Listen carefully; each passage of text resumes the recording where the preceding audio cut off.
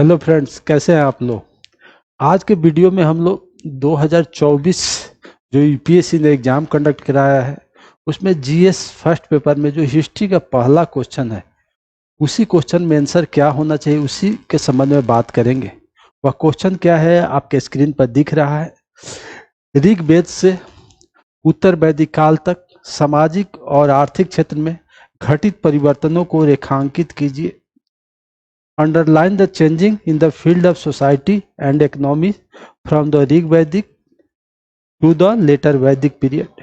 यानी इस क्वेश्चन का आंसर क्या होना चाहिए इसी के संबंध में आज हम लोग बात करने जा रहे हैं, जिससे आप यह समझ सके कि हमने आंसर कैसा लिखा है, सही लिखा है या गलत लिखा है। पहले थोड़ी सी इसका इंट्रोडक्शन देने की कोशिश करेंगे। मनुष्य एक सामाजिक प्राणी है, वह समाज में रहना पसंद करता है। जो मनुष्य समाज में रहता है उसे अपनी आर्थिक क्रियाओं को पूरा करने के लिए हर हाल में इकोनॉमिक एक्टिविटीज को करना पड़ेगा। जब वह इकोनॉमिक एक्टिविटीज को करता है तो अपनी रोटी, कपड़ा, मकान, शिक्षा, स्वास्थ्य संबंधी समस्याओं को सुलझाता है। और इस प्रकार से अरस्तु ने कहा था कि जो मनुष्य समाज में रहना पसंद नहीं करता वह या तो देवता या है या दानव। यानी मनुष्य एक सामाजिक प्राणी है। सामाजिक प्राणी का मूलाधार व्यक्ति से शुरू होता है और व्यक्ति धीरे धीरे पारिवारिक संरचनाओं का निर्माण करता है और कुछ परिवार मिलकर के गांव का निर्माण करते हैं। तो एक व्यक्ति का अपने परिवार के प्रति रिस्पॉन्सिबिलिटी होती है और वह परिवार की रिस्पॉन्सिबिलिटी गांव के प्रति होती है और इसी तरीके से बढ़ते बढ़ते उस गांव का जिले के प्रति, उस जिले का स्टेट के प्रति और स्टेट का देश के प्रति और देश का विश्व के प्रति रिस्पॉन्सिबिलिटियां बढ़ती जाती है।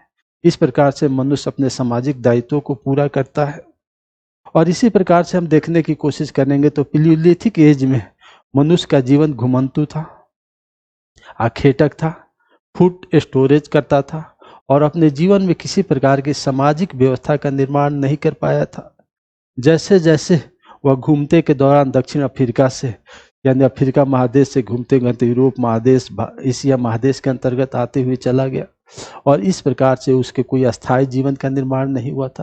परंतु जैसे ही वह न्यूलिथिक एज में आया तो मनुष्य का लाइफ स्टेबल हो गया, एग्रीकल्चर करने लगा, सामाजिक संरचनाओं का निर्माण हुआ, संबंधों का विश्लेषण हुआ और विभिन्न प्रकार की इकोनॉमिक एक्टिविटीज करने लगा और इस प्रकार से मनुष्य का जीवन एक अस्थायी रूप से में परिवर्तित हो गया। और इस प्रकार हम देखने की कोशिश करेंगे कि आंसर का रूप किस प्रकार से संचालित होता है। तो इस आंसर का दो ही फॉर्मेट है, एक सोशल एक्टिविटीज, सोशल परिवर्तन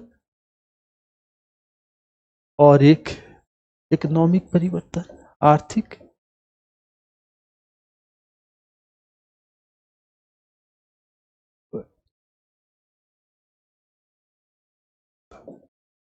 ठीक है, तो हम लोग एक एक करके इसको देखने की कोशिश करेंगे जिससे हम लोग के आंसर के स्वरूप बड़े ही अच्छे तरीके से क्लियर हो जाएगा।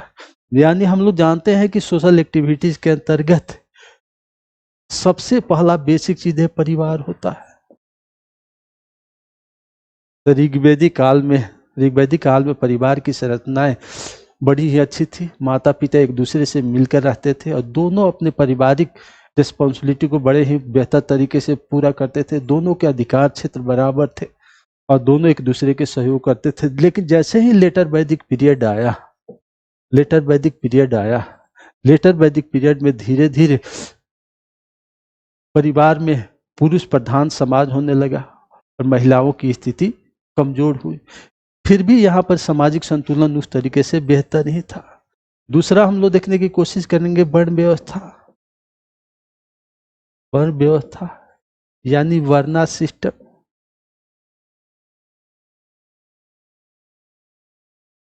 ऋग्वैदिक काल में वर्ण व्यवस्था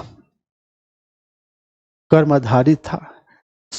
ऋग्वेद में दो ही वर्ण ब्राह्मण और क्षत्रिय का उल्लेख आया है, लेकिन ऋग्वेद के 10वें मंडल के पुरुष सूक्त में सर्वप्रथम ब्रह्मा के शरीर से 4 वर्णों की उत्पत्ति का उल्लेख आया है, जिसमें मुख से ब्राह्मण यानी जो ज्ञान देने का काम करेगा वो ब्राह्मण होगा। भुजा से क्षत्रिय यानी जो रक्षा के दायित्व का वहन करेगा वह क्षत्रिय कहा जाएगा। पेट या जांग से वैश्य यानी जो आर्थिक गतिविधियों को संपादित करेगा उसे वैश्य कहा जाएगा। और सेवा भाव वाले वर्ण को शूद्र कहा गया। और इस प्रकार से ऋग्वैदिक काल में कर्माधारित वर्णा सिस्टम का उल्लेख मिलता है। एक जगह पर एक व्यक्ति कहता है कि मैं कवि हूँ, मेरे पिता वैद्य है और मेरी माँ अन्न पीसती है। साधन अलग अलग है परंतु सब एक साथ रहते हैं। और इस प्रकार से ऋग्वैदिक काल में वर्ण व्यवस्था कर्माधारित था। परंतु लेटर वैदिक पीरियड में जाते जाते वर्णा सिस्टम में परिवर्तन आ गया। और वर्णा सिस्टम में परिवर्तन आ गया कि यह वर्ण व्यवस्था कर्म से जन्म आधारित हो गया, जाति आधारित हो गया, गोत्र आधारित हो गया, सगोत्र आधारित हो गया। और इस वर्ण व्यवस्था में बहुत ही जटिलताएं स्थापित हो गई। 4 वर्णों के बुलाने की प्रक्रिया में अंतर आ गया। चारों वर्णों के अंत्येष्टि के लिए अलग अलग टीले का उल्लेख मिलने लगा। इस वर्णा सिस्टम में संघर्ष के भी उल्लेख मिलने लगते हैं। तो यहाँ दूसरा हो गया। तीसरा, स्त्रियों की दशा। स्त्रियों की दशा ऋग्वैदिक काल में स्त्रियों की दशा बहुत अच्छी थी। उसे राजनीति में भाग लेने का अधिकार था, उसे संपत्ति संबंधी अधिकार था, विवाह की अनेक पद्धतियां प्रचलित नहीं थी, साथ ही साथ उनके उपनयन संस्कार होते थे, अनुलोम विलोम नियोग प्रथा था, बाल विवाह नहीं होता था। परंतु लेटर वैदिक पीरियड में जाते जाते विवाह की 8 पद्धतियों का प्रचलन हो गया, उपनयन संस्कार पर रोक लगा दिया गया, परंतु फिर भी अनुलोम विलोम नियोग प्रथा थी, बाल विवाह नहीं होते थे। यहाँ पर ऋग्वैदिक काल में खान पान की बात करेंगे हम लोग।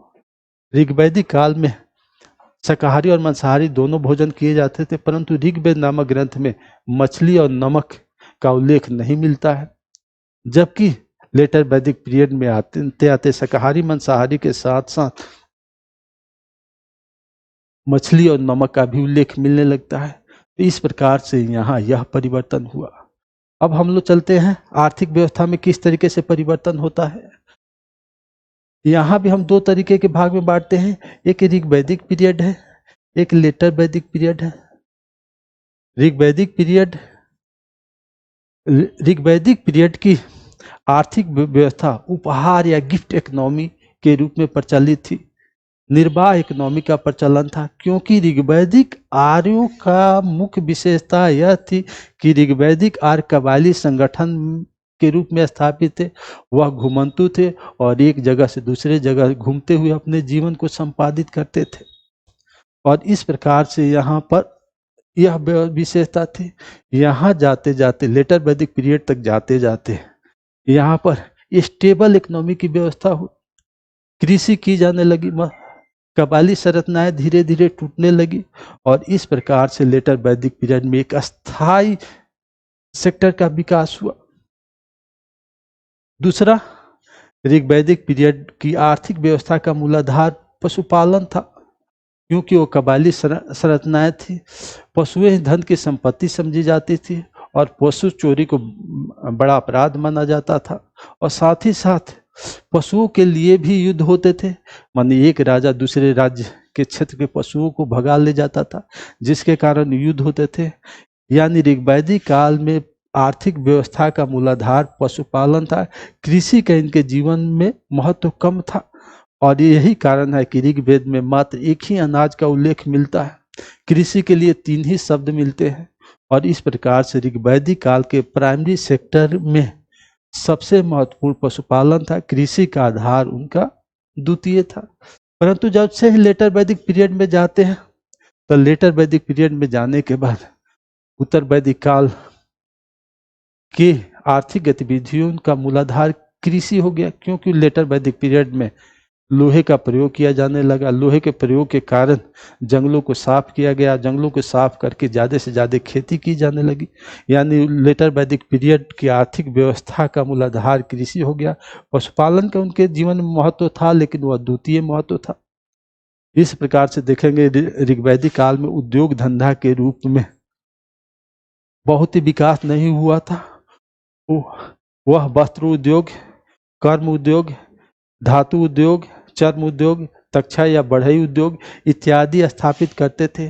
और यही उद्योग कमोबेश लेटर वैदिक पीरियड में भी था। परंतु एक परिवर्तन यह आया कि लोहे के प्रयोग ने उत्तर वैदिक काल के जीवन में ज्यादा सार्थक प्रयास किया और यहाँ लोहा वाले उद्योग का भी विकास हो गया।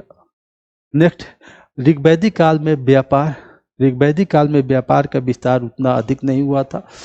वो अपने ही क्षेत्र में सीमित थे और उन्हीं क्षेत्रों में वह अपने काम करते थे, क्योंकि उन्हें निर्वाह अर्थव्यवस्था थी, ग्रामीण अर्थव्यवस्था थी। इससे अपने ज़्यादा क्षेत्रों में विस्तार नहीं हुआ था। इसी कारण ऋग्वैदिक कार्यों का भौगोलिक विस्तार कम था। लेटर वैदिक पीरियड में जाते जाते इनका भौगोलिक विस्तार धीरे धीरे उत्तर प्रदेश और बिहार के क्षेत्रों में होने लगा और इस प्रकार से उत्तर वैदिक काल में लोहे के प्रयोग ने थोड़ा सा व्यापार वाणिज्य को और बढ़ाया। इस प्रकार से हम लोग इस क्वेश्चन को इस तरीके से डिवाइड करके लिखने की कोशिश करते हैं तो हम लोग को बहुत ही सार्थक दिशा की तरह एक आंसर में नंबर मिलने की संभावनाएं बढ़ जाती है, क्योंकि हम दोनों क्षेत्रों को डिवाइड कर देंगे और उस पॉइंट को लिखने की कोशिश करेंगे। इंट्रोडक्शन के रूप में हमने कुछ अलग तथ्यों को बढ़ाया, बताया, समझाया। वो आपके समझाने के दृष्टिकोण के रूप में था, परंतु आपको लेखन शैली के रूप में यहीं से शुरू करना है कि 1500 BC से लेकर 600 BC के पीरियड में वैदिक संस्कृति को कहा जाता है, जो दो भागों में बटा हुआ है, एक ऋग्वैदिक पीरियड, दूसरा लेटर वैदिक पीरियड। उत्तर वैदिक पीरियड ऋग्वैदिक पीरियड की सामाजिक संरचनाओं का एक एक पॉइंट लेकर एक पैराग्राफ में आप बड़े बेहतर तरीके से लिख सकते हैं, और फिर आर्थिक व्यवस्था को भी एक पैराग्राफ में आप लिख सकते हैं। उसको पॉइंट वाइज करके भी परिवर्तन को दर्शा सकते हैं, या इस तरीके से भी स्ट्रक्चर बना करके आप यहाँ अब वर्णा सिस्टम को ही लिखना होगा। तो ऋग्वैदिक काल की वर्णा सिस्टम कर्म आधारित था। ऋग्वेद के 10वें मंडल में ब्रह्मा के शरीर से 4 वर्णों की उत्पत्ति दिखाई देती है। उत्तर वैदिक काल तक जाते जाते यह वर्ण व्यवस्था, वर्णा सिस्टम जन्म आधारित हो गया, जाति आधारित हो गया, गोत्र आधारित हो गया, सगोत्र आधारित हो गया, और वर्ण व्यवस्था में जटिलताएं स्पष्ट रूप से दिखाई देने लगी, कठोरता दिखाई देने लगी, और ब्राह्मणों को सर्वोच्च स्थान प्राप्त हुआ और शूद्र अधिकार विहीन हो गए। इतना लिख करके आप दूसरे पॉइंट पर आसानी से जा सकते हैं। तो मतलब शब्दों का संतुलन बड़े ही बेहतर तरीके से आपको अपनी राइटिंग में दिखाने की जरूरत पड़ेगी। उसी तरीके से दूसरे, उसी तरीके से तीसरे में दिखा देते हैं तो आपको बहुत ही अच्छे नंबर मिलेंगे, क्योंकि अब वीडियो में कुछ अतिरिक्त बातों को समझाने की जरूरत पड़ती है। इसी वजह से हमने वीडियो में कुछ अतिरिक्त बातों को भी समझाया है। ओके, जय हिंद, जय भारत।